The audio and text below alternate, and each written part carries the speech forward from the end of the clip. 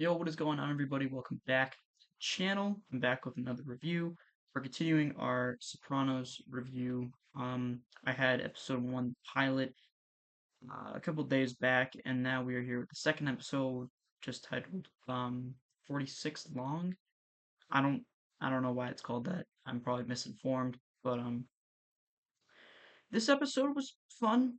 Um, Obviously, there's going to be episodes within a series that is as long as the Sopranos, where you're going to kind of feel like, oh, this episode doesn't really hit as hard. This just isn't. There's not as much depth here, but I will say they've already resolved a couple of plot lines from the pilot episode. So one major plot line, of course, so far has been Tony's mother. Um, she clearly can't live by herself, and they do a really good job of showcasing a really important situation where she just wasn't able to take care of herself, and where Tony couldn't really be there to help her. They have a fire in her kitchen. She can't handle the phone. She can't find the fire extinguisher, and so um, she's basically forced to call 911 for a very small fire. And in my case, I feel like that's a very good way of effectively telling a story.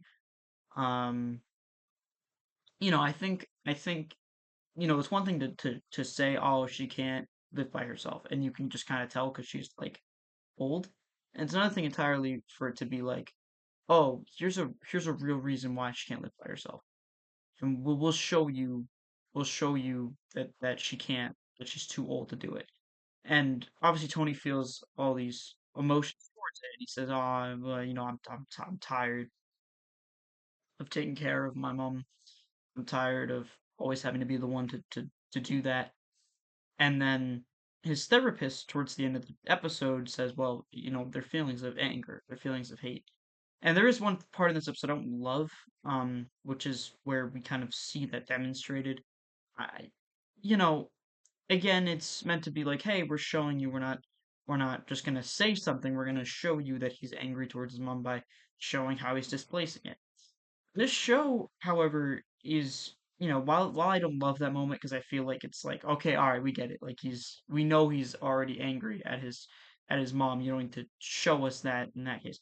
Um, I do think that this show um is a really good show for people who are into psychology.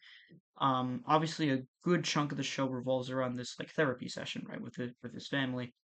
Um, Sorry, not with his family, with his therapist. I don't know why I said family. It shows Tony with his therapist. And this is a decent chunk of the episode, and I assume it will be a decent chunk of all the episodes. And I just think that it's showcasing how um how this show tackles these issues of um you know um masculinity. um Nowadays, right, we know what toxic masculinity looks like, but this show does a really good job of showcasing that through the lens of a mob boss, right? um no one's going to sit here and say that the mob bosses weren't sexist, they weren't a little racist, they weren't these like pretty awful people, because they were. And anyone who has watched a mob movie will be able to tell you that. But I think that this show is already doing a great job of showing that, yeah, no, Tony Soprano is a very flawed protagonist. You're rooting for him because you want to see him succeed. You want to see him get through his own struggles. But the only way for him to do that is to confront these ideas of toxic masculinity. Um, to sort of realize, oh, it's okay to be set towards your mother. It's okay for you to be um, sad, to cry, to have anxiety attacks. Right? I remember a point in the pilot where they talk about, oh well, Tony can't feel these emotions because um he's a mob boss, so he's not allowed to be anxious. He's not allowed to be sad. And I feel like this is a way that the show it's a good way for the show to sort of introduce the character, because it shows him as someone who shouldn't be going to therapy. His job doesn't really allow him to go to therapy. The B plot of this episode may be the main plot, but I consider the B plot of the episode is uh Tony's nephew, whose name is slipping my mind. and his friend, who I believe his name is Brendan or Brandon, something like that.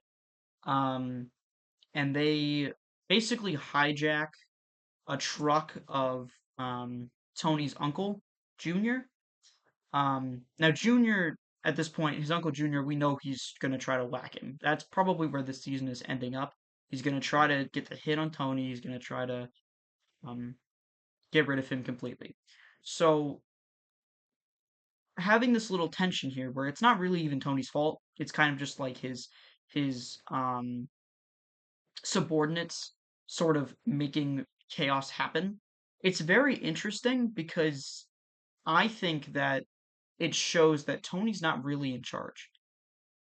That, his therapy, it's actually taking hits on the game itself. He's not able to uh he doesn't know the inner workings. There's people leaving, and it kind of shows the disjunction of the mob in the 90s at this point, right? So it's 1999.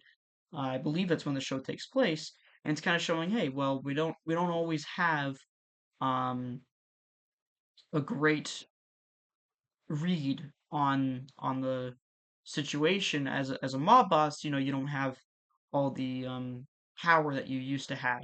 So it's a very good way for them to sort of be like, okay, well, obviously, youngsters are going to rebel, right? That's a very classic thing. I have to assume that his nephew and his nephew's friend, they got to be like 20s, 25, 26. They have to be somewhat young, if I had to guess.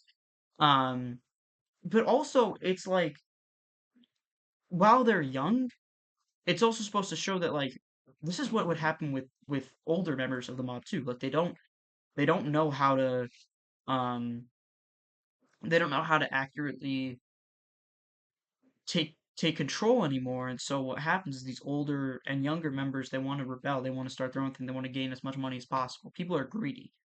And it's kind of even showing how greed will actually end up ruining mobs. They're no longer in it for the family. They're not in it for the togetherness. People are snitching. Right? This is part of the beginning of the Sopranos. The story they're trying to tell is that like anyone can snitch on this mob at any time, and then the whole thing's over. Um, some people are trying to make plays for themselves. So I think that that was the B plot, and there's kind of another plot too, which I guess could also be considered B plot. Remember, these episodes are about 50 minutes long. They jam pack a lot of content into it. There's no real filler. Um, kind of this is really a B plot filler type thing. Tony's son is his teacher Saturn basically got jacked. So Tony enlists Pussy and forget the other guy's name. Pussy and the other associate of Tony, who are they're older, probably older than Tony is, and they're forced to try to find these guys, um, and get them to basically the Saturn is destroyed, so they're trying to find the Saturn, and then when that doesn't work, they're like, okay, well, you got to find a new Saturn and give it to Tony's son's teacher. So they do that. But that plot's kind of irrelevant. Honestly, it's just an interesting thing for characters on the show to be doing who are clearly not involved with the main two plots of the show. Now, it's not great for gay representation. The people who jacked the car are gay, and obviously it's not ideal, but it is the 90s, and unfortunately, there's stuff that we're just gonna have to be like, well, it sucks for the time, but or it sucks now, but for the time, it was average. I don't know. Like they say, the R slur in here, like it's just slurs are gonna be said because it was the 90s and it was a different time, and it's frustrating because you don't want to be like, oh well, like they said the R slur. You want to be like, oh well, that's bad, but there's only really so much you can do from a modern day perspective. You're not gonna like boycott the show because they said something because that's how all the 80s, 90s, 70s movies were. So not factoring that in, I'm gonna give this episode about an 8. I think it was good, but it's definitely stepped down because some of the plots I don't really care about. Like I didn't care about the side plot at all. I didn't really care about, I like the parts where Tony's with his therapist, and it happens in this episode, but doesn't happen as much as in the pilot. So we need to do a little bit more of that. I want to do a real deep dive into Tony's character. He's easily the most compelling to me. I hope you guys all enjoyed this review. If you did, make sure to leave a like, comment down below other things you want me to review, and make sure to subscribe to the channel. We recently hit 75, and again, I want to thank you all so much for that. We're trying to go for 100 now, I guess. I think it's the next milestone, so thank you all. I love you all. Peace.